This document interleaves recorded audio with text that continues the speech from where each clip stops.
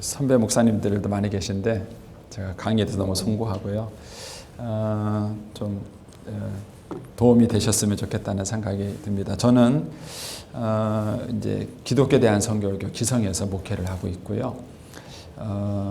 농촌교회에서 이제 만 9년 8개월 목회를 했습니다. 한 20명 좀 넘는 이제 그런 교회에서 목회를 했고요. 그 다음에 이제 하나님의 은혜로 이제 한 400명 정도 되는 교회에 청빙을 받아서 거기서 이제 만 19년 이렇게 또 목회를 했습니다. 이제 그 교회에서 목회를 하는 동안에 또 하나님의 은혜를 주셔서 분리개척을 할 수 있었습니다.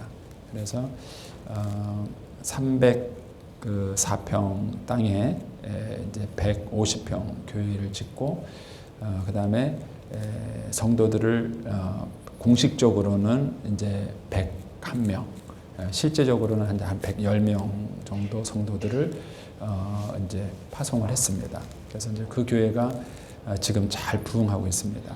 이제 분리개척을 하자마자 1억 2천 예산을 세웠어요. 그러니까 이제 교회가 아주 모범적으로 잘 분립이 돼서 됐고요. 그다음에 작년 1월 달에 제가 이제 지금 있는 부여중앙교회에 청빙을 받았습니다.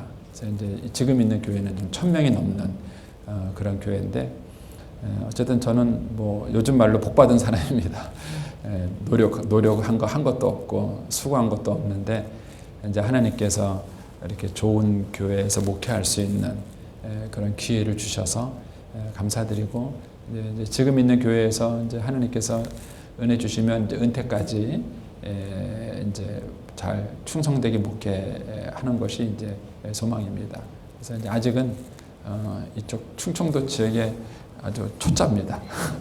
그리고 이 익산은 감사하게도 저희 사돈이 익산에 계셔요. 여기 사랑의 동산교회에 선임 장로님이 저희 또 사돈이세요.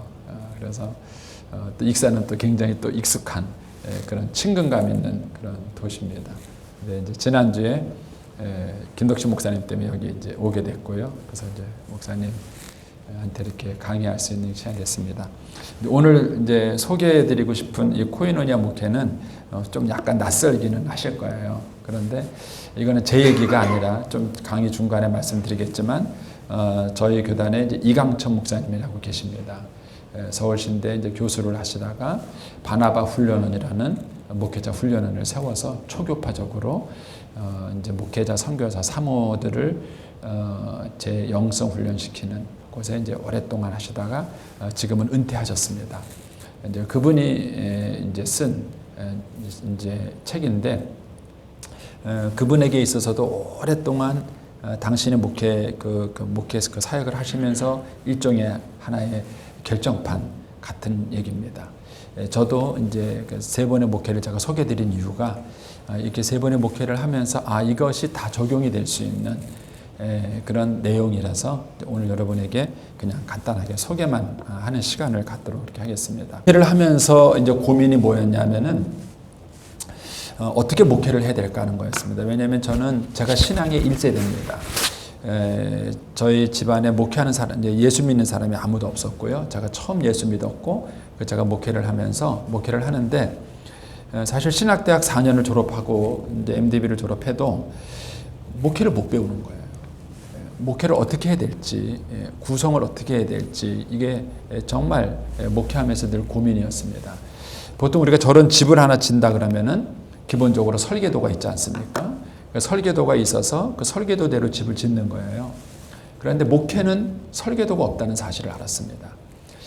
그리고 저뿐만 아니라 많은 목사님들이 설계도가 없이 목회한다는 사실을 알았습니다. 그러면 그게 목회인 거예요. 그렇지 않은 경우는 이 문제 때문에 오랜 시간 고민을 했습니다. 목회는 어떤 설계도가 없는 건가, 가이드라인이 없는 건가, 이런 제 자신의 목마름 때문에 고민을 많이 했었다가 이제 이런 이제 몇 가지 고민을 하게 됐습니다. 좋은 교회, 건강한 교회가 어떤 교회인가라는 고민을 했는데 첫 번째는 하나님께서 만족하는 교회가 교회다운 교회다라는 생각을 하게 됐고요. 두 번째는 신자들이 기대하는 교회가 있어요. 제가 이제 목회를 하면서 이제 그 400명 되는 교회 목회할 때부터 느낀 겁니다. 교인들이 수평 운동하는 교인들이 의외로 있어요. 와서 등록을 안 하더라고요. 심한 경우는 1년까지를 그냥 다니는 거예요. 이제 교회에 등록을 하는 것입니다. 그러면서 이제 느낀 것이 있습니다. 신자가 기대하는 교회가 있다. 하는 것을 알게 된 것이죠. 그다음에 또 한 가지는 불신자들이 기대하는 교회가 있습니다.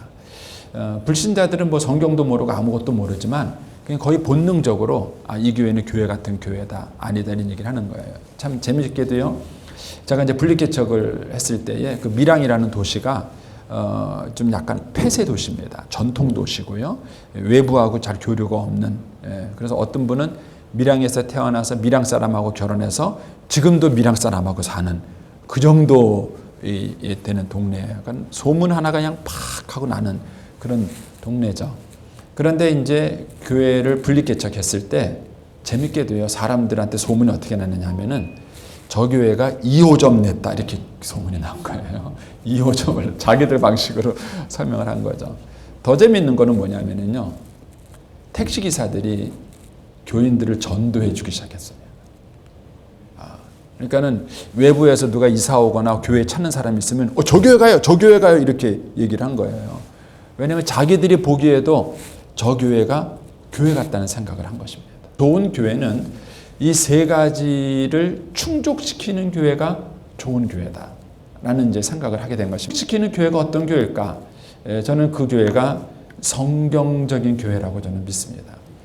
그러니까는 그 시대마다 유행하는 교회거나 어떤 신학자들이 말하는 교회론이나 이런 것들은 생명력이 없더라고요. 제가 이제 김덕신 목사님을 좋아하는 이유 중에 하나가 김덕신 목사님이 성경만 가지고 얘기하신다는 게 너무 좋은 거예요. 그래서 성경적인 교회론이 있구나 하는 것을 알게 된 것입니다. 그래서 이제 그 전에 제가 이제 학교에서 배우고 뭐 여러 가지 세미나에서 배웠던 것들이 큰 도움이 안 된다는 사실을 제가 이제 그제서야 깨닫게 된 것이죠. 성경적인 교회가 뭘까라는 이제 고민이 있는데 이제 그 중에 하나를 제가 이제 오늘 소개를 하려고 하는 것입니다. 이 코미멀이라는 얘기는 본질을 추구하자는 거예요. 제가 이제 어느 집사님이 식당을 개업했는데 이제 가서 개업 예배를 드리면서 그런 얘기를 했습니다. 집사님이 이렇게 어려운 때에 식당을 개업해서 장사가 되시겠느냐고 힘들지 않겠느냐고 그런 얘기를 하니까 그분이 웃으면서 뭐라 그러냐면은 목사님 아무리 어려도 밥 세 끼는 먹습니다. 우리 가게에 오느냐 저 가게 가느냐가 문제지. 하지만 마치 그 안에 구성원적인 기능이 다 있는 거예요. 작지만 그 안에 다 있으니까 그 교회가 왔다가 3년 만에 50%가 등록했어요. 그러니까는 이게 그 멀티플리케이션이야말로 답이다라는 것이죠. 그래서 이제 코이노니아 미션 멀티플리케이션의 약자를 코미멀 이렇게 정한 것입니다. 그렇게 개념을 이해하시면 되겠고요. 저는 이제 오늘 여러분에게 코이노니아가 뭔가라는 얘기를 좀 개념적으로 간단하게 설명을 드리도록 하겠습니다. 먼저 그 코이노니아를 위한 예수님의 기도가 있었습니다. 예수님 요한복음 17장은 예수님이 이제 마지막에 하신 기도문이라고 우리가 알려져 있죠. 그런데 만약에 여러분들이 이제 돌아가실 때 여러분의 자녀를 축복 기도하면서 마지막 기도한다면 뭘 기도하시겠습니까? 농축된 핵심적인 기도를 해주지 않겠습니까? 이 요한복음 17장의 중요한 이유가 그런 거죠. 이 요한의 그 기도고 예수님의 모든 사역의 결정판이 이 기도문 속에 담겨져 있다는 거예요. 근데 이 기도는 크게 두 가지예요. 제자들을 거룩하게 해달라는 것과 두 번째는 저겁니다. 제자들이 하나가 되게 해달라는 거였어요. 우리와 같이 그들도 하나가 되게 해달라. 그런데 우리와 같이 그들을 하나가 되게 해달라는 이 말의 의미가 뭘까라는 것이죠. 예수님께서 이렇게 말씀하셨죠. 아버지께서 내 안에 내가 아버지 안에 있는 것 같이 하나 되는 기준이 뭐냐면 아버지가 내 안에 내가 아버지 안에 요것이 우리가 교리적으로 뭐냐면 삼위일체입니다. 배우고 난 다음에 이 삼위일체 교리를 이해가 잘 되고 설명이 필요하다는 걸 알겠어요. 사실 삼위일체 교리 목사님들 설교하시나요? 잘 안 하시지 않습니까? 왜냐하면 삼위일체 교리가 신학적으로는 필요한데 성도들한테는 필요하다는 생각이 안 듭니다. 목회적으로 필요하지 않은 거예요. 우리는 이단하고 싸울 때나 삼위일체가 필요하지, 이단하고 싸우지 않을 때면은 굳이 삼위일체는 설교해야 될 이유가 없는 거예요. 아마 삼위일체 설교를 하면은 교인들이 다 잘 거예요.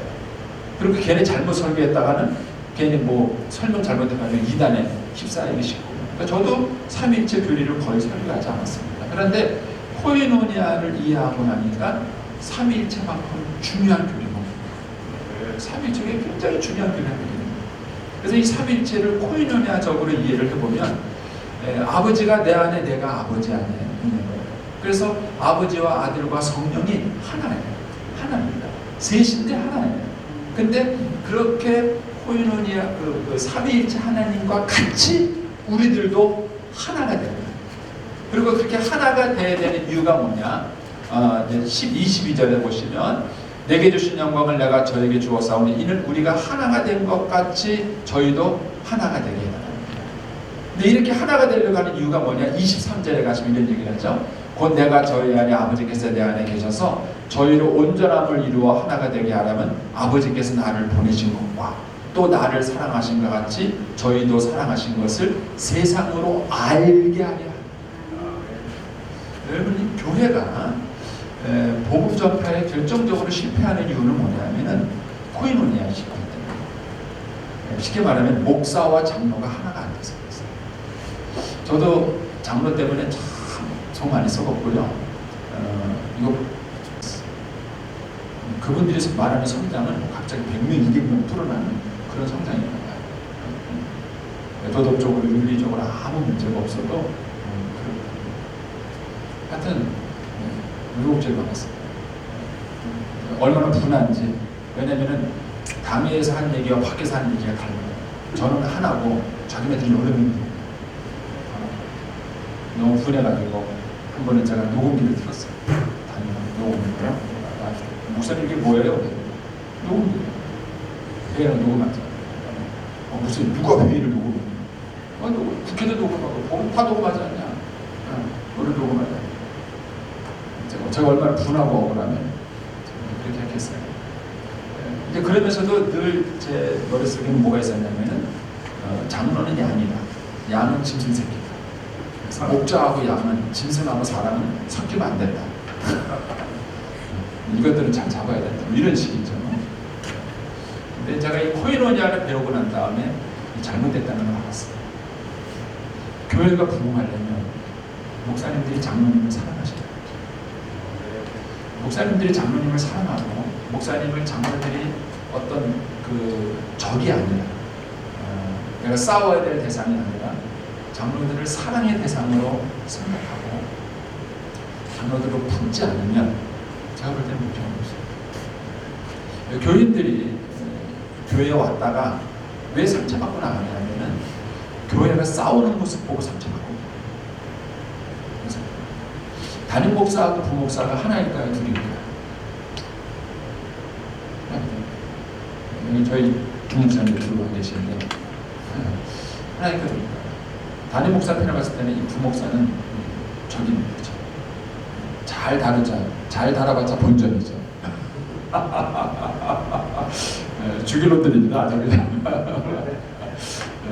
이것이 이제 제가 갖고 있던 생각이었어요.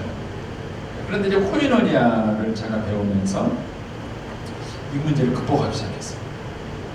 그래서 부교육자를 적으로 여기지 않고 하나로 팀으로 여기기 시작했어요. 그래서 부교육자하고 담임 목사하고 하나가 되니까는요, 참 재미있는 현상이 뭐냐면 담임 목사 야당이 부목사한테 안 가요. 목사. 왜냐면 똑같은 놈이라고 생각합니다. 성도들이 담임 목사나 부목사나 똑같은 놈이라고 생각하는 거예요. 그러니까는 담임 목사 야당이 부목사한테 안 가요. 그리고 교인들이 담임 목사하고 부목사를 한 팀으로 봅니다. 한 팀으로 보죠. 욕을 먹어도 같이 욕을 먹고 칭찬을 들어도 같이 칭찬을 합니다. 이렇게 딱 하고 나니까 교회가 시험 들 일이 훨씬 줄다는 것을 제가 알게 됐어요. 근데 이게 코이노니아로 가는 거죠. 그러니까 교회가 세상을 향해서 예수님이 구세주라는 이 복음을 전하는데 가장 강력한 설득력, 가장 강력한 논리력은 뭐냐면 교회가 하나가 돼요. 이 하나가 되지 않은 교회가 아무리 신학적으로, 변증학적으로, 논리적으로 그리스도를 전파해도 상대방은 예수를 믿지 않아요. 제가 이제 단적인 예를 하나 좀 보겠습니다. 요한복음 14장을 한번 좀 찾아보시겠습니까? 요한복음 14장.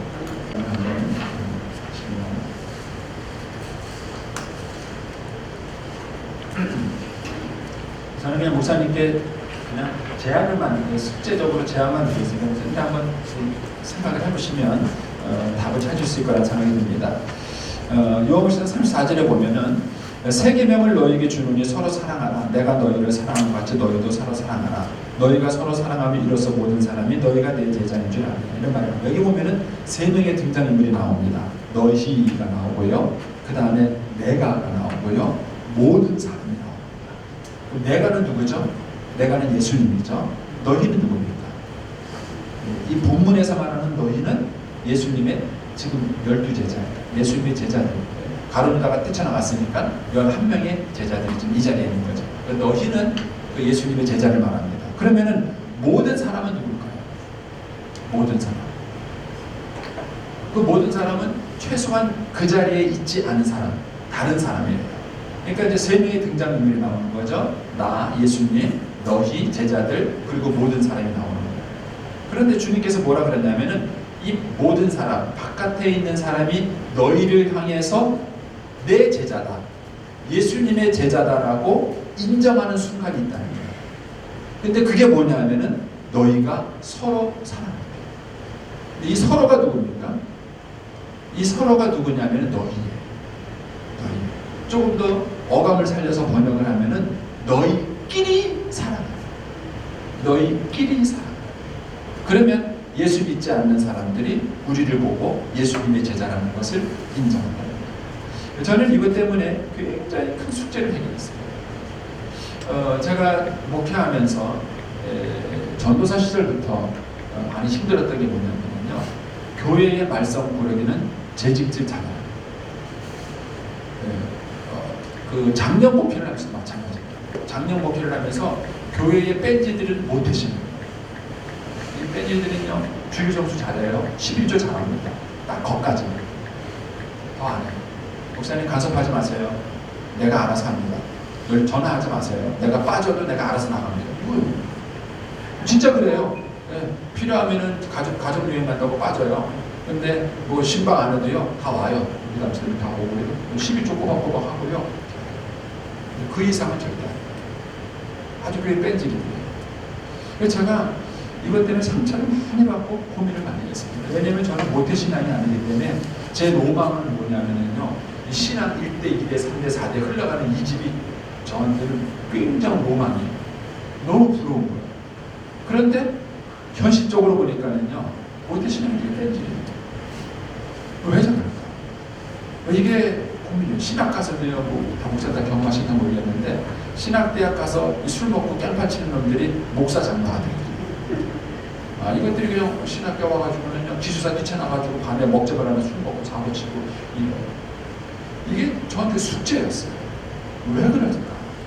이게 왜 그럴까? 근데 이 말씀이 저한테 답을 준 거예요. 지금 예수님은 뭐라 그러시냐면은, 너희가 가난한 사람, 뭐 감옥에 있는 사람, 어려운 사람들을 사랑하면 세상 사람들이 너희가 예수님의 제자인 줄 알 것이다. 이렇게 말하지 않으셨어요. 뭐라 그러냐면, 너희끼리 사랑하면, 그러면 세상 사람들이 너희를 내 제자로 인정할 거야. 그리고 딱 보니까는요, 교회에서 충성 열심히 하시는 장로님, 권사님 부부 사이가 아주, 교회에서 충성 열심히 하시는 안수 집사님 가정 부부 사이가 아주. 그건 애들이 그걸 아는 거예요. 애들이 엄마 아빠가, 아빠도 집사고 엄마도 집사인데 서로 사랑하는 거예요. 이 말씀대로라면 엄마도 집사고 아빠도 집사인데 서로 사랑하는 거예요. 그러니까 애들이 엄마 아빠를 예수님의 제자로 인정하지 않아요. 그건 예수쟁이야. 뭐 저희 저 땅에 있습니다. 예수 안 믿어. 이런 거예요. 그러니까 그 아이들이 엄마 아빠의 신앙을 계승하지 않아요. 그런 엄마 아빠의 신앙은 난 안 받아들여요. 제가 이걸 깨달은 거예요. 그렇구나. 이게 자녀들한테 너 예수 믿어 했을 때 그것이 예수 믿는 방법은 뭐냐면 엄마 아빠 사이가 좋아요. 그래서 예수 믿는 엄마, 예수 믿는 아빠가 서로 사랑하고 하나가 되면 모든 사람은 저는 아이라고 생각해요. 그런 상황에서 너희가 엄마 아빠라면 모든 사람은 아이입니다. 그러면 이 아이가 엄마 아빠를 보고 엄마도 예수님의 제자네, 아빠도 예수님의 제자네 인정한다는 거예요. 그러면 그 엄마 아빠의 신앙을 아이도 계승하는 거죠. 이거를 조금 확대시키면 교회가 그런 거예요. 예수 믿는 사람들이 교회에 모였는데요. 교회에서 목사님들도 목회해보셔 아시겠지만은요, 교회 떠나는 사람들의 대부분이 뭐죠? 교인들의 말 때문에 상처. 누가 뭐 실수했다. 얼마나 씹어제끼는지 몰라요. 그 사람들이 교회 가서 실수하면 안 된다는 것을 너무 철저하게 학습하고 이런 것들을 알고 있는 상황에서 우리가 예수가 그리스도라고 세상에 아무리 외쳐봤자 설득력이 없다. 그러니까 교회가 세상에 힘을 가질 수 있는 방법은 뭐냐면 예수 믿는 너희들끼리 좀 하나가 되라. 예수 믿는 너희들끼리 하나가 되라. 이게 지금 예수님이 하신 말씀입니다. 그래서 우리가 아버지와 아들과 성령이 이 삼위일체 하나님이 하나인 것처럼 우리가 하나가 되게 해달라는 거예요. 그러니까 우리가 하나가 되면 세상 사람들이 우리를 보고 예수님이 정말 그리스도구나, 하나님의 자녀구나 라는 사실을 세상이 인정합니다. 저는 그래서 이 숙제를 어떻게 푸느냐가 관건이라고 생각합니다. 제가 이제 지금 있는 교회에 제가 부임한 지 1년 반밖에 안 됐습니다. 근데 우리 부목사님들이 싹 물갈이를 했어요. 물갈이를 하고 새로 오셨는데 우리 부목사님들하고 제가 이제 하는 작업이 그거예요. 코로나 때문에 그래서 신방도 못 가고 그래가지고 이제 요새 계속 부목사들만 만나요. 만나는데 우리 부목사님들과 계속 하는 게 뭐냐면은 하나 되는 작업. 그렇게 할 수 있습니다. 모르겠어요. 저 친구도 잘. 그래서 코이노니아 공동체라는 것은 뭐냐? 저희가 하나가 되어 예수 믿는 우리가 하나가 되어서 우리 안에 있게 하사, 우리 안에 있게 하사. 그래서 세상으로 하여금 죄송합니다. 세상으로 하여금 예수가 그리스도라는 것을 알게 해주십시오. 그래서 어떻게 교회 안에서 이런 코이노니아 공동체를 가능하게 만들 수 있을까? 하나가 저는 셀교회라고 생각해요. 근데 셀교회는 방법론입니다. 셀교회를 하셨다가 되는 그 부흥을 경험하는 분도 있고 셀교회를 하셨다가 부흥이 안 된 경험을 하시는 분들도 계셔요. 근데 제가 볼 때는 그건 방법론이기 때문에 그렇습니다. 원리적인 것은 뭐냐면은 코이노니아 공동체를 만드는 거예요. 이 코이노니아 공동체를 만드는 것이 원리적인 면에서 대단히 중요한 것입니다. 그러면 대체 코이노니아가 대체 뭘까? 이거를 좀 제가 좀 설명 한번 드려보겠습니다. 창세기 2장을 좀 한번 좀 찾아보시겠습니다. 창세기 2장. 창세기 2장 18절입니다. 창세기 2장 18절에 창세기 2장 18절.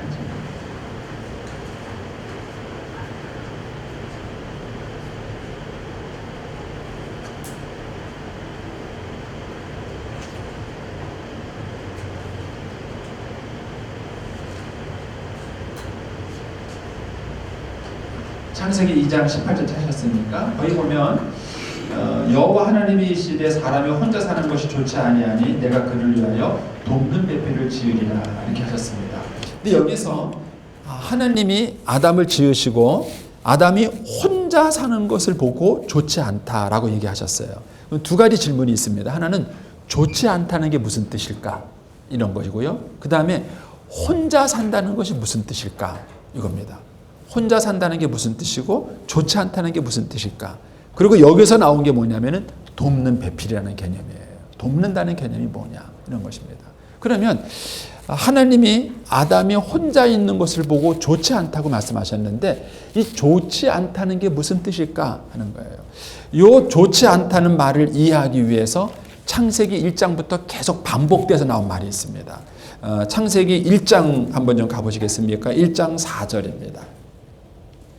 1장 4절에 보시면 빛이 하나님 보시기에 좋았더라. 좋았더라는 얘기가 나오죠. 예, 그 다음에 10절에 가시면 하나님 묻을 땅이라 부르시고 모인 물을 바다라 부르시니 하나님 보시기에 좋았더라. 그래서 좋았더라, 좋았더라, 좋았더라는 얘기가 나와요. 이 얘기가 1장 내내 나오는 거예요. 그리고 하나님께서 아담과 하와를 짓고 난 다음에는 심히 좋았더라 이 얘기 나오는 겁니다. 그리고 창세기 2장의 이 부분에 와서는 좋지 않았다라는 얘기가 나온 거예요. 그러면은 창세기 1장에 좋았더라는 말의 의미를 알아야 창세기 2장 요 18절에 좋지 않았다는 말의 의미를 이해할 수 있는 거예요. 제가 보니까 이제 영어 성경을 보니까 조금 더 이해가 쉽더라고요. 영어 성경에서는 좋았다는 것을 good이라는 단어로 번역을 했어요. 그리고 좋지 않았다는 것을요, not good 이렇게 번역을 했습니다. not good. 그러니까는 하나님 보시기에 아담이 혼자 사는 것이 not good이었어요. 그러니까 bad, 나쁘다 아니에요. 틀렸다가 아니에요. 잘못됐다가 아니에요. not good이에요. not good. 좋지 않다는 거예요. 이 좋지 않다는 게 무슨 뜻인가를 제가 이 코이노니아를 배우면서 제가 이해가 된 것입니다. 이렇게 제가 설명을 해보겠습니다. 목사님이 여기 이제 예배당을 새로 이제 개척하셔서 이 예배당을 꾸미시려 그래요. 그래서 인테리어를 하실 때 목사님 머릿속에 든 뭔가 이미지가 있을 거 아니에요. 여기를 이렇게 하고 저렇게 하고 막 이렇게 생각을 하고 있습니다. 그래서 이제 인테리어 업자가 와서 일을 하는 거예요. 일을 하는데 스피커를 여기다 딱 걸었는데 마음에 안 들어요. 그 목사님 뭐라 그러시죠? 아이, 그 마음에 안 든다고 옮기라고. 틀린 게 아니에요. 틀린 게 아니라 목사님이 이 예배당을 꾸미고 싶은 뭔가 마음이 있는 거예요. 그 마음에 안 드는 거예요. 저쪽으로 좀 옮겨보라고. 또 옮기고 나니까는 목사님 마음에 쏙 드는 거예요. 아, 굿. 아, 마음에 든다고 그런 거예요. 여기서 좋다, 좋지 않다가 그런 뜻이에요. 하나님께서 우리 인간을 창조하실 때 인간을 위해서 주고 싶은 세상이 있었어요.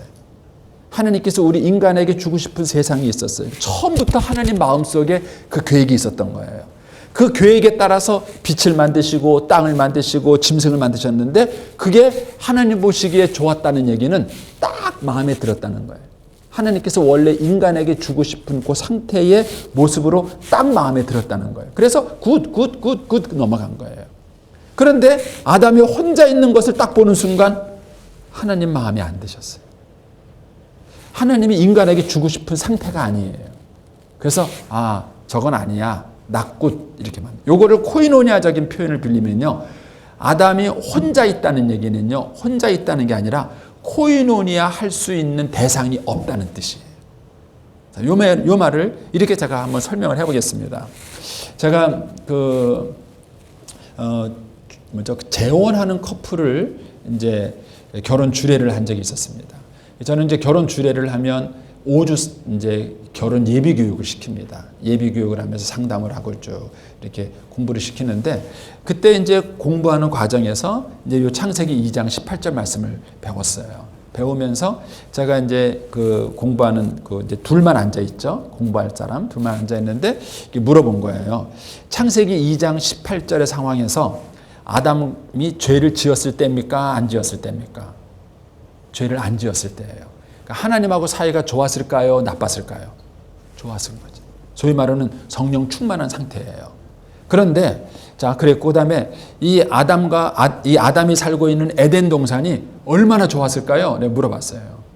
최고죠. 하나님께서 인간에게 주고 싶은 최상, 그러니까 벌거벗고 살아도 전혀 문제가 없을 만큼 최고의 상태예요. 그러니까 물질적으로도 아무 부족함이 없어요. 그런데 오해하고 듣지 마세요. 우리 목사님들도 혹시 오해하실까 봐. 이렇게 하나님하고 성령 충만하고 하나님과 관계가 좋고 물질적으로도 아무 부족함이 없는데도 그런데도 그 상태가 하나님 보시기에는 안 좋았습니다. 이 얘기를 했어요. 그러니까는 갑자기 그 자매가 막 우는 거예요. 그래서 깜짝 놀랐어요. 막 한참 울고 난 다음에 얘기를 해요. 왜냐면은 남자는 초혼이고 여자가 재혼이에요. 여자가 재혼인데 그 여자는 고신측 신자예요. 고신자인데 시시 커플이 돼가지고 대학을 졸업하자마자 결혼을 한 거예요. 그래서 딸 둘을 낳았어요. 그러고 난 다음에 유치원 원장이 됐습니다. 그리고 30대 중반이 됐는데 남편이 교통사고로 죽은 거예요. 근데 이 남편이 그렇게 자상했대요. 그렇게 아내에게 잘했다 그럽니다. 그래가지고 이렇게 살아다가 남편이 갑자기 죽고 나니까 너무 충격이 된 거예요. 그런데 교회 권사님들이 뭐라 그러냐면요. 예수님 신랑 삼고 살아. 예수님 신랑 삼고 살아. 유치원 원장이니까 먹고 살 문제 없고 딸도 둘 있겠다. 뭐하러 또 재혼해가지고 고생해. 그런 거예요. 고생 얘기해. 뭐하러 재혼해서 또 고생해. 그냥 예수님 신랑 삼고 이제부터 행복하게 살아. 그 나이 든 권사님들의 위로예요. 그런데 이분은요. 하나도 그게 위로가 안 돼. 하나도 위로가 안 돼.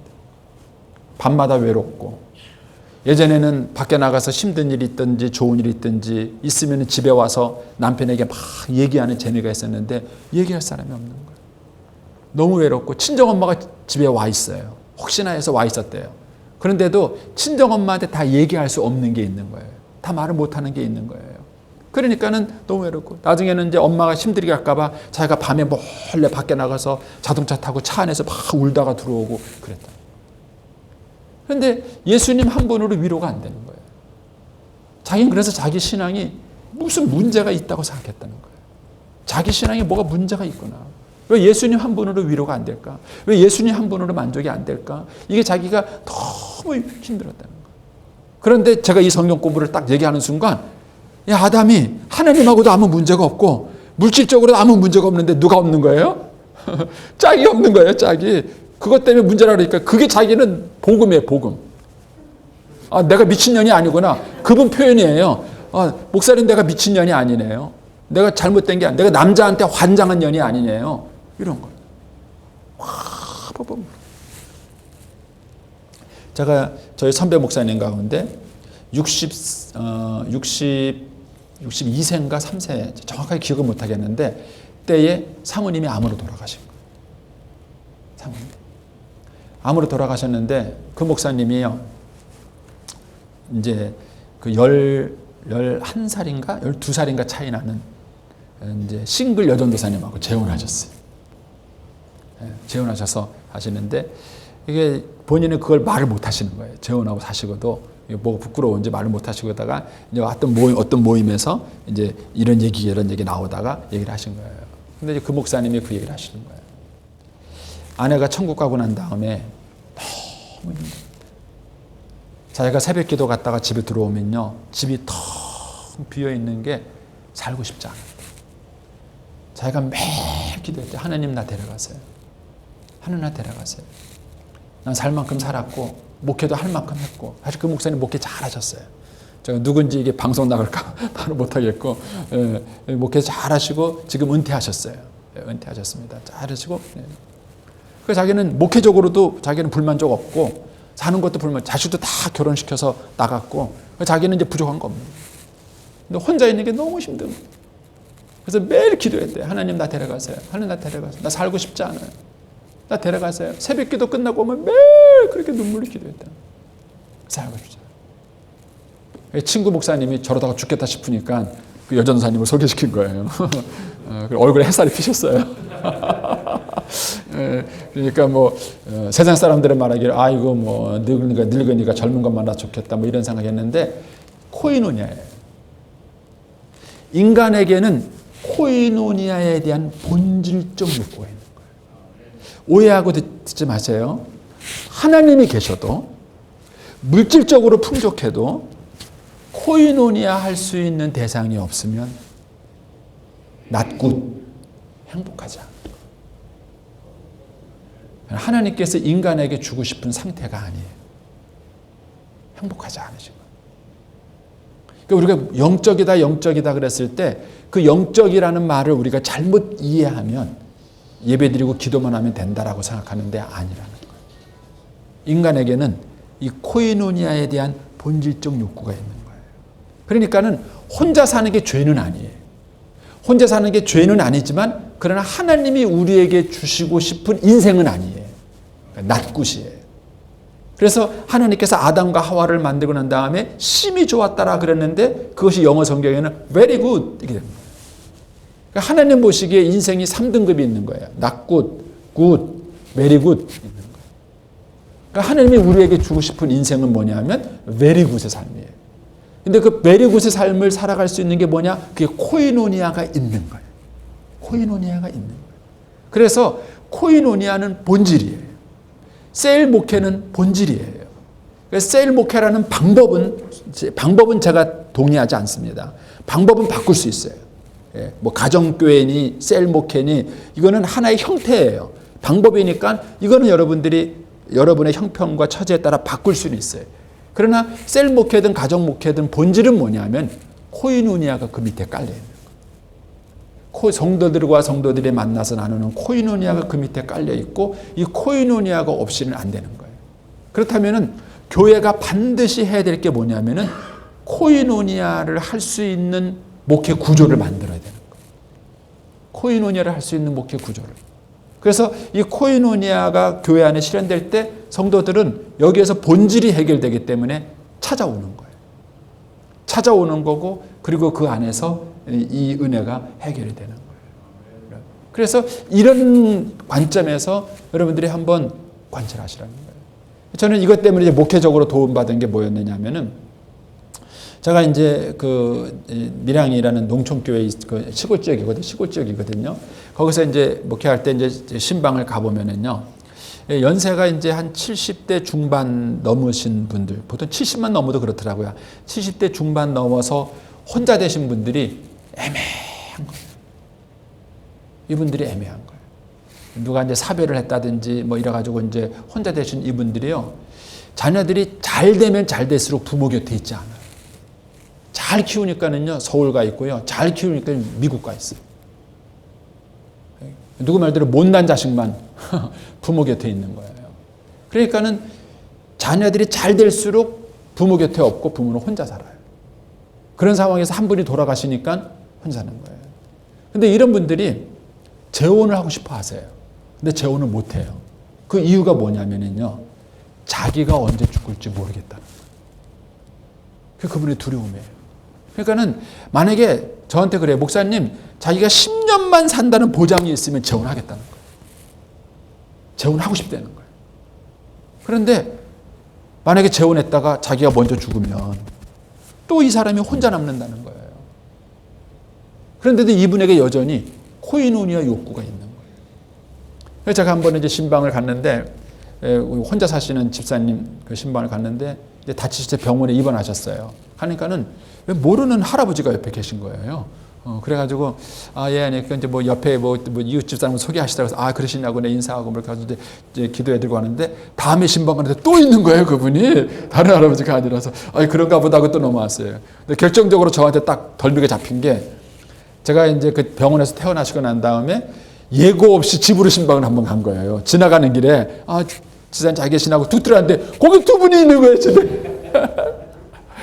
그러니까 막 그 지사님이 얼굴이 붉게 가지고 목사님 막 그게 어쩌고 막 그러는 거예요. 근데 그때 그분 연세가 80이에요.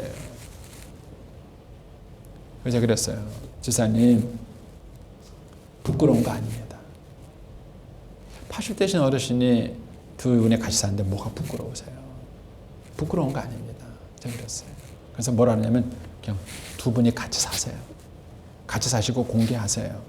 제가 지혜를 줬어요. 이분들이 왜 같이 못 사느냐. 아까 말씀드린 것처럼 누가 먼저 죽을지 모르는 거예요.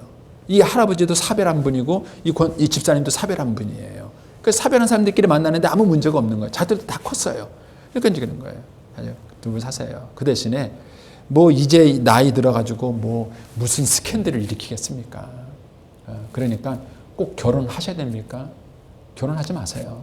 그냥 동거하세요. 결혼하면 복잡해집니다. 재산 문제 복잡해지고 자식 문제 복잡해지고 막 복잡해지니까 그냥 자식들 다 불러 모으세요. 불러 모으셔서 우리가 이렇게 노년에 들어서 외롭게 살 수는 없다. 우리도 친구가 필요하다. 그렇다고 니들이 와서 우리 외로움을 채워줄 것도 아니지 않느냐. 그런데 우리가 또 여기서 재혼하면 더 뭐 재산 문제는 뭐니 복잡해질 거 아니냐. 그러니까 너희들을 위해서라도 우린 재혼하지는 않겠다. 그러나 외롭다. 우리가 동거하겠다. 우리가 부부처럼 살겠다. 그러니까는 어머니라고 부르고 아버지라고 부르라. 그랬어요. 어머니 아버지 불러라. 그리고 그냥 우리끼리 서로 외로움을 달래주며 살다가 죽으면 그러면 너희들하고는 아무 문제 없지 않느냐. 그리고 얘기하라 그랬어 자식들한테. 얘기 정식 선포하고 뭐 혼인신고할 거 없고 결혼식 할 거 없고 그냥 두 분이 그냥 사시라고 그랬어요. 아, 그분이 얼굴이 피는 거예요. 얼굴이 막 얼굴이 핀 거예요, 막. 예. 그래가지고 제가 정말 시키는 대로 하셨어요. 근데 안타깝게도 집사님이 먼저 돌아가셨어요. 할아버지가 연세가 더 많으신데 집사님이 먼저 돌아가셨어요. 제가 이제 장례식을 갔는데요. 참 감동적인 게 그 할아버지가 3일 내내 장례식장을 지키시더라고요. 또 재밌게도 그 할아버지 자녀들이 와서 문상을 하고 가더라고요. 문상하더라고요. 그러면 코이노니아 욕구는 본질이에요. 우리 인간에게 있는 이 본질적 코이노니아 욕구인 거예요. 근데 우리가 목회를 하면서 그동안에 이 본질적 요소를 우리 목회에다가 투입시키지 못한 거예요. 그러니까 어떻게 우리 교회 안에다가 이 코이노니아적인 요소를 투입시킬 것인가. 이것이 이제 우리가 목회하면서 심각하게 고민해야 될 문제라고 생각합니다. 그리고 이 문제를 우리가 잘 고민해서 여기에 대한 적절한 답을 찾는 것이 목회 해답을 찾는 것이죠. 그것의 한 방법이 저는 셀 목회라고 생각하고 있고 그것의 한 방법이 저는 가정교회라고 저는 생각을 하고 있습니다. 가정교회를 하든 셀 목회를 하든 그거는 여러분들이 이제 목회 현장에서 고민하시면서 선택을 하셔야 합니다. 예, 나에게 또 우리 지역에 잘 맞는 그런 방법을 여러분들이 찾아서 선택을 하시는 것이죠. 그래서 주님께서 이 코이노니아가 본질이라고 말씀하신 이유가 뭐냐면 우리가 코이노니아적인 존재로 창조됐기 때문이라는 거예요. 여기 보면 하나님이 가라사대 우리의 형상을 따라. 여러분 히브리어를 아시는 분 아시죠? 하나님은 단수입니다. 단수예요. 그런데 어법대로 한다면은 하나님이 가라사대 나의 형상을 따라 나의 모양대로 내가 사람을 만들고 이렇게 돼야 맞는 거예요. 근데 우리는 삼위일체의 원리가 있는 거죠. 삼위일체의 원리가 있기 때문에 하나님이 가라사대 우리의 형상을 따라 우리의 모양대로 우리가 사람을 만들고 해도 어법상 아무 문제가 안 돼요. 히브리 어법에만 가능한 거라 그래요. 히브리. 그러니까는 하나님께서 우리 인간을 하나님의 형상대로 만들었다고 말했을 때 우리는 그동안 신학적으로 이게 무슨 뭐 대표자니 뭐 이런 대리자니 뭐 이런 쪽으로만 우리가 쭉 배웠지 않습니까? 그런데 이강천 목사님은 이거를 우리라는 것을 코이노니아로 번역을 하신 거예요. 이게 뭐냐? 하나님 자체가 우리예요. 하나님 자체가 코이노니아적인 존재세요. 그래서 예수님이 뭐라 그랬냐면 너희들이 다 나를 떠나도 나는 외롭지 않다. 아버지가 계시기 때문에. 그래서 예수님께서는 아버지와 아들과 성령 이 세 분이 삼위로 하나가 되시는 거예요. 하나. 그래서 인간을 하나님의 형상, 우리의 형상대로 만들었다는 얘기는 인간은 본질적으로 코이노니아적인 존재라. 그래서 인간은 코이노니아를 본질적으로 원하는 거예요. 근데 이게 안 되면 나타나는 현상이 뭐냐면은 병든 코이노니아를 합니다. 병든 코이노니아. 그게 뭐냐면 중독이에요. 중독입니다. 그래서 코이노니아를 잘 못하니까 게임에 중독이 되고 마약에 중독이 되고 도박에 중독이 되고 섹스에 중독이 되고. 그리고 얼마 전에 이제 서울의 모 시장님이 자살하는 사건이 일어났어요. 저는 그 사건을 보면서 많은 생각을 했어요. 저 혼자의 생각이에요. 저 혼자의 생각인데 그분이 코이노니아가 잘 됐을까? 이런 생각을 해보는 거예요. 만약에 그분이 코이노니아가 잘 됐다 그러면은 그런 실수를 안 하셨을 거예요. 목사님들의 불륜 사건이 의외로 많습니다. 왜 그런지 아세요? 목사님이 외로우세요. 외롭습니다. 이 익산에 있는 이 목회자 포럼도 잘 모이시는데 저는 여러분들이 이 포럼에 오시는 이유가 뭘까? 저는 여러 가지 이유가 있겠지만 그 중에 하나가 외로워서 오시는 거 아닌가요? 특히 담임 목사일수록 외롭습니다. 외롭습니다. 마음을 터놓고 얘기할 사람이 없습니다. 왜냐하면 부목사도 적이니까. 장로도 적이니까 누굴 믿고 얘기합니까? 사모님이 좀 이해해 줬으면 좋겠는데 사모님은 이 목사 마음을 이해 못 하시더라고요.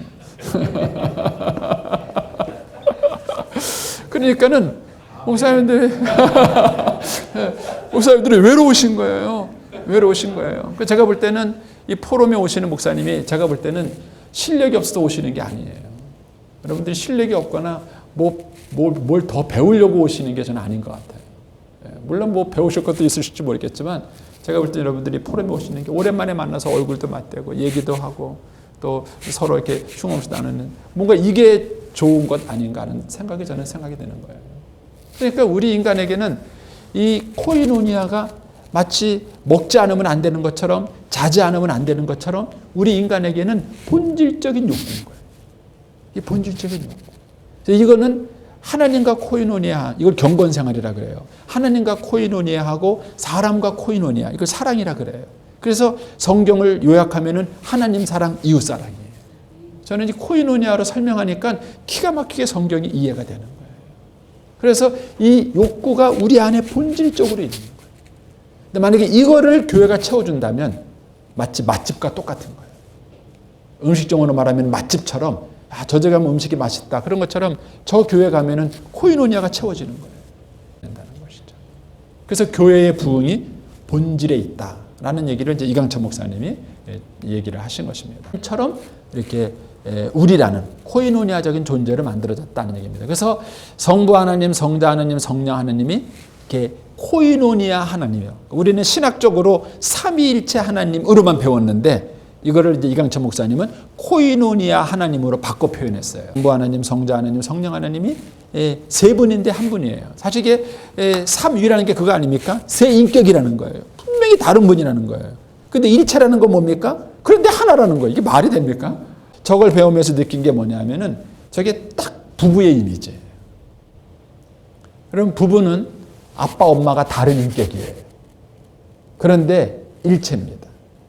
여러분들이 자녀 교육에 성공하시려면은 아이들이 아빠, 엄마를 따로 볼까요? 하나로 볼까요? 이거예요. 따로 보면 실패하시는 거예요. 그러면 아이들이 뭐냐면요. 용돈 탈 때는 아빠한테 갑니다. 아빠 용돈 주세요. 엄마가 잘 안 주거든요. 막 아빠. 그러면 이제 아빠는 용돈 주면서 뭐라 그럽니까? 야, 네 놈한테 말하지 마라. 그리고 이제 주는 거예요. 외박하고 싶은데 아빠가 허락 안 할 것 같아요. 그러니까 엄마한테 가서 얘기해. 엄마, 그럼 엄마가 그래 가라. 엄마가 다 알아서 할게. 가라. 이러잖아요. 막. 그리고 이제 부부싸움 시키잖아요. 애는 이제 외박하고 뭐 당신이 그러니까 말이야. 애가 말 안 듣지 막 그러면서 이제 부부싸움 시켜놓고 애는 외박하고 오는 거예요. 그러니까 엄마 아빠가 따로 놀면 자녀 교육은 실패하시는 거예요. 그러니까 아이가 생각했을 때 엄마한테 엄마가 안 되면 아빠도 안 되고 아빠가 안 되면 엄마도 안 돼야 돼요.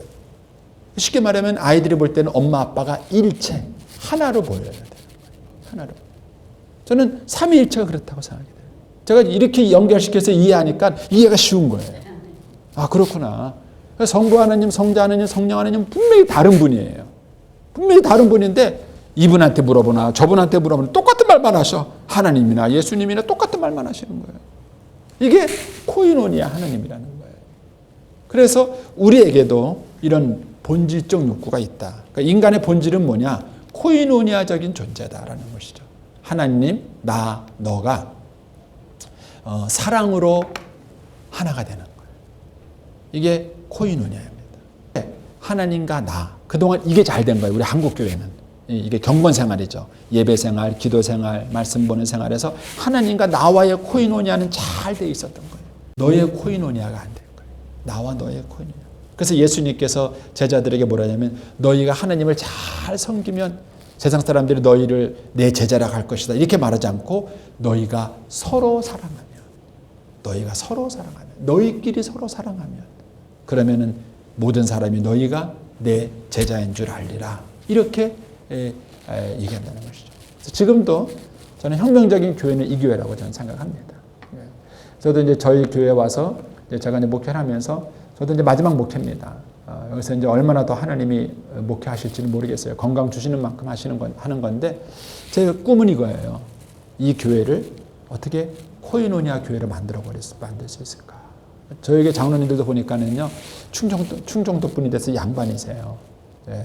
경상도하고는 당의 분위기가 완전히 다릅니다. 좋아요. 그런데도 내부적으로 깊이 들어가니까 코이노니아는 아니에요. 코이노니아는 아니에요.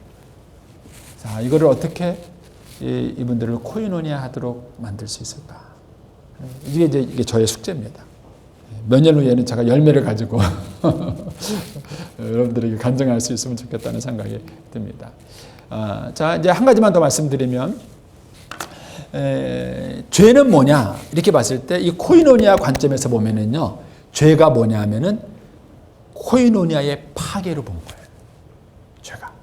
보통 우리가 전통 신학적으로는 죄가 뭐냐, 불순종이다, 불신앙이다 이렇게만 배웠잖아요. 예, 저는 이것도 좋은 방법이라고 생각합니다. 근데 신학이라는 것은 어차피 우리의 신앙을 설명하는 거잖아요. 그러니까 굳이 한 가지에만 매일 필요는 없습니다. 이단이 아니라면 한 가지만 매일 필요가 없죠. 근데 코이노니아로 설명을 하니까 이게 설명이 다른 거예요. 예, 그러니까는 죄가 뭐냐, 불순종과 불신앙도 죄긴 하지만 코이노니아적인 면에서 봤을 때는 뭐냐면은 죄는 코이노니아가 파괴가 된 거예요. 그래서 말을 했는데 이제 아담과 하와가 선악과를 먹죠. 왜 안 먹습니까?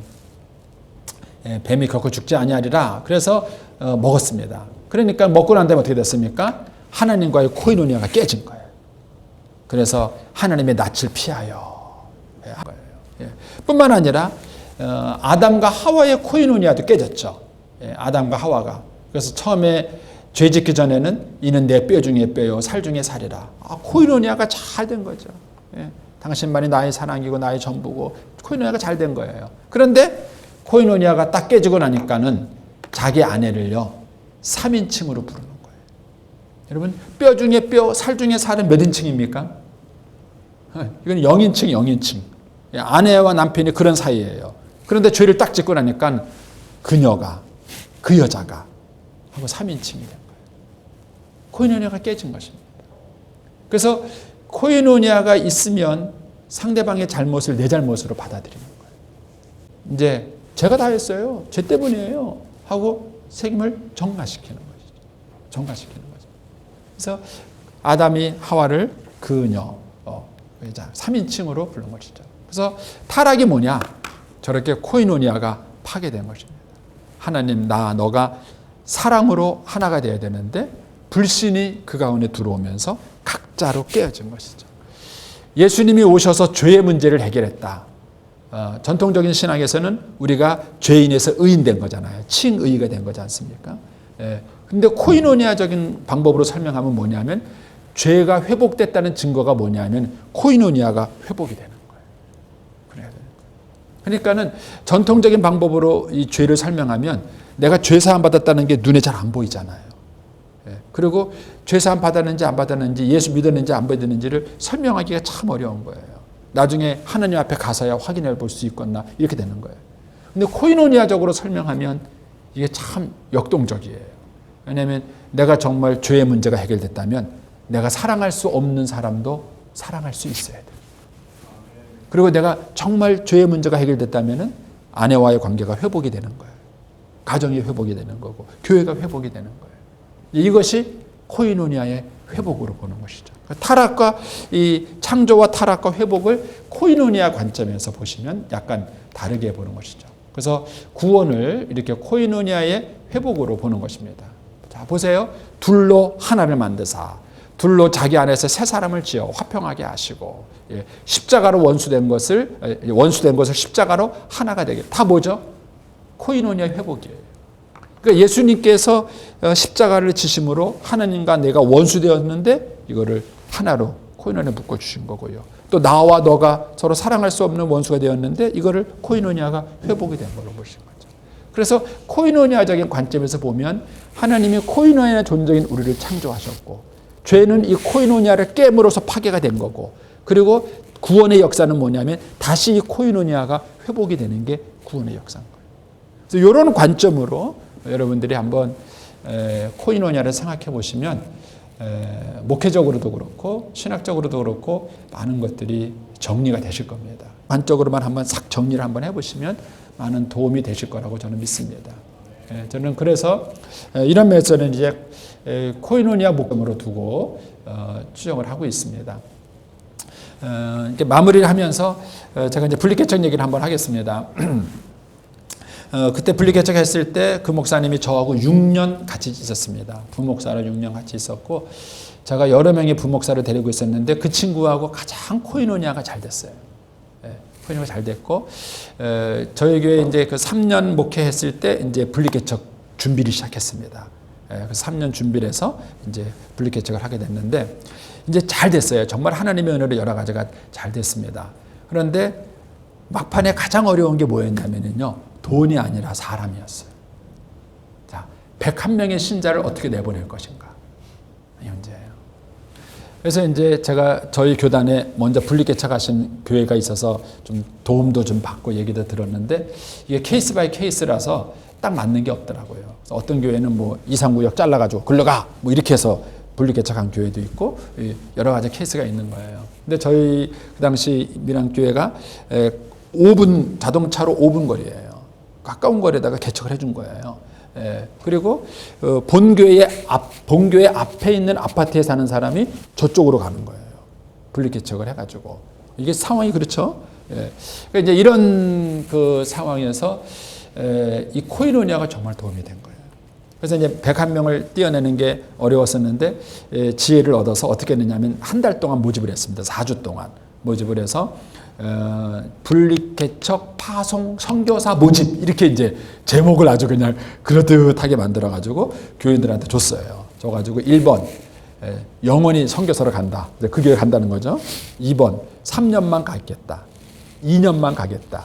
1년만 가겠다. 이렇게 정해졌어요. 요거를 정한 이유가 뭐냐면 먼저 분리개척했던 분한테 얘기를 들어보니까 분리개척을 따라갔다가 그 목사님에게 적응을 못하는 성도가 생긴다는 거예요. 그러니까 이제 부목사로 있을 때는 괜찮았는데 담임 목사로 모시니까 갈등이 생기는 거예요. 그러니까 이분이 그 교회도 못 남고 돌아오려니까 자기가 뭐랄까 패자 같은 느낌이 드는 거예요. 분명히 파송받아 갔는데 돌아온다는 것 때문에. 그러니까 이분이 그 교회도 안 남고 본교회도 안 돌아오고 제3의 교회로 가더래요. 그래서 이제 먼저 분리개척했던 목사님이 조언을 해주시더라고요. 혹시 갔다가 적응을 못하는 사람이 있으면은 돌아올 수 있는 기회를 줘야 된다. 그래가지고 이제 3년, 2년, 1년짜리를 만든 거예요. 그리고 이제 5번째는 기도만 하겠다. 안 가겠다는 뜻인 거죠. 기도만 하겠다. 그래가지고 다 체크하라고 그랬어요. 다 체크하라고. 그러니까 첫 주에 40 몇 명이 나왔어요. 가겠다고 지원한 사람이에요. 두째 주에 되니까 60 몇 명으로 늘었어요. 셋째 주가 되니까 80 몇 명으로 늘었어요. 지어자만 되는 거예요. 그러니까 이게 걱정이 되더라고요. 그런데 거기까지인 것 같더라고요. 80 몇 명까지가 최대인 것 같고, 그 다음 주가 마지막인데 한 주 더 해봤자 100명이 안 채워질 것 같은 거예요. 그래서 이제 그 부목사님 부부하고 만나서 얘기를 했어요. 어쨌든 우리가 100명을 목표로 했으니까 100명을 채우자. 네가 다니면서 같이 가고 싶은 사람 다니면서 만나가지고 설득해가지고 데려가라. 100명을 채우자 그랬어요. 그러니까 이 친구가 뭐라 그러냐면은 목사님 안 할랍니다. 그냥 하나님께서 주시는 대로 100명이면 100명, 80명이면 80명 가겠습니다. 그러는 거예요. 담임 목사 입장에서 기특하죠. 참 그런 이쁜 말 안 해. 그랬어요. 그래가지고 했는데 안 가야 되는데 가는 거예요, 이 친구가. 나한테는 안 만난다고 말해놓고 그리고는 가서 사람들 만난 거예요. 만나가지고 가자고 얘기를 한 거예요. 그런데 그 만나는 사람을 누구 만났을까요? 내가 아끼는 사람을 만난 거예요. 똑같은 거예요. 목사 눈에 귀한 거는 담임 목사가 보기에도 귀하면은 부목사가 보기에도 귀한 거예요. 이게 다 사람 눈이랑 똑같은 거예요. 그러니까는 내가 아끼는 성도들만 찾아간 거예요. 찾아가가지고는 같이 갑시다. 우리가 이런 거예요. 근데 그 얘기를 제가 우리 부목사한테 들었어야 안 섭섭한데 이게 돌아서 내 귀에 들어온 거예요. 마음이 팍 상하는 거예요. 내 마음이 팍 상하는 거예요. 이것 봐라. 갑자기 막 이런 생각이 들고 막 배신감이 막 몰아쳐오는 거예요. 막. 근데 그 한 일주일 동안 고민을 많이 했어요. 그 중에 한 분은 저를 찾아왔어요. 목사님 어떻게 해요?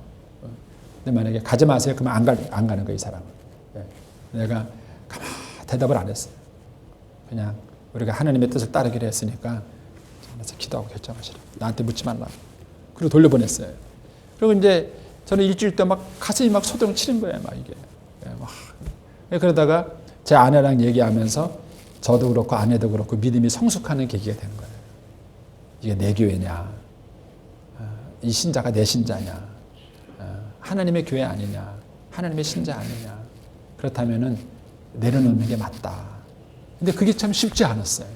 근데 그렇게 하는 과정에서 저도 그렇고 아내도 그렇고 믿음이 확 성장한 거예요. 성장하고 좋다, 주님의 교회니까 알아서 하자. 따르고 저는 딱 내려놓고 마음 상한 것도 딱 접었어요. 그리고 이제 그 다음날 뚜껑을 열어보니까 101명이 지원된 거예요. 그래가지고 이제 배척을 나갔죠. 예. 그리고 제가 이제 그 섭섭한 얘기를 부목사한테 안 했어요. 예, 그 얘기를 안 했습니다. 예, 그리고 이제 넘어간 거죠. 그런데 이제 분리개척 2년 만에 세 가정이 돌아왔어요. 세 가정이. 예, 이제 가서 그 담임 목사하고 이제 뭔가 좀 의견 충돌이 좀 있었어요. 근데 그거는 이제 처음부터 우리가 예상을 한 거예요.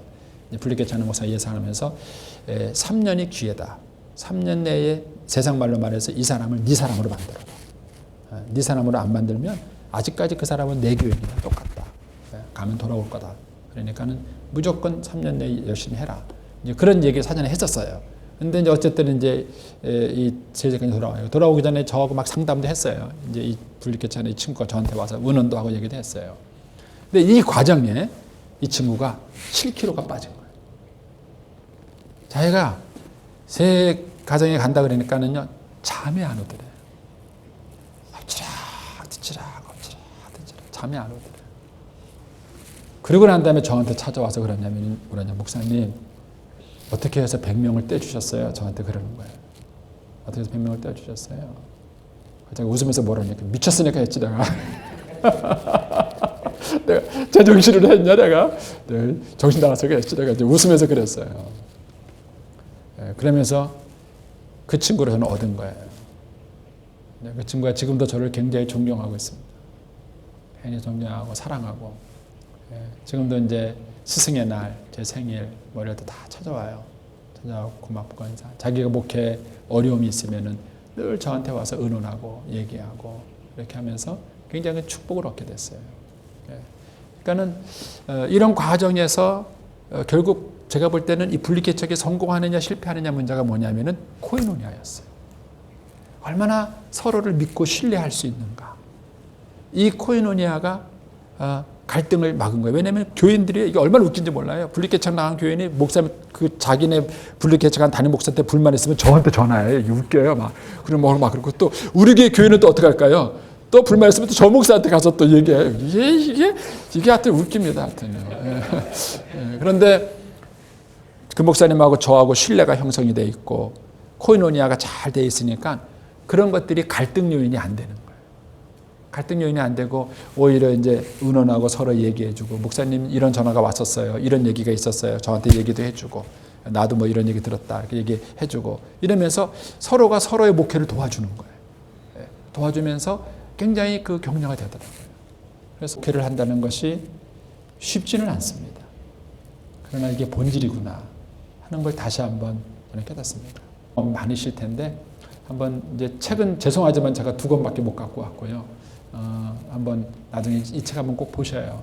보셔서 여러분들이 고민해 보시고 여러분들이 목회 어떤 계획을 짜실 때 이걸 잘 참고하시면 여러분들에게 좋은 도움이 되실 거라고 믿습니다.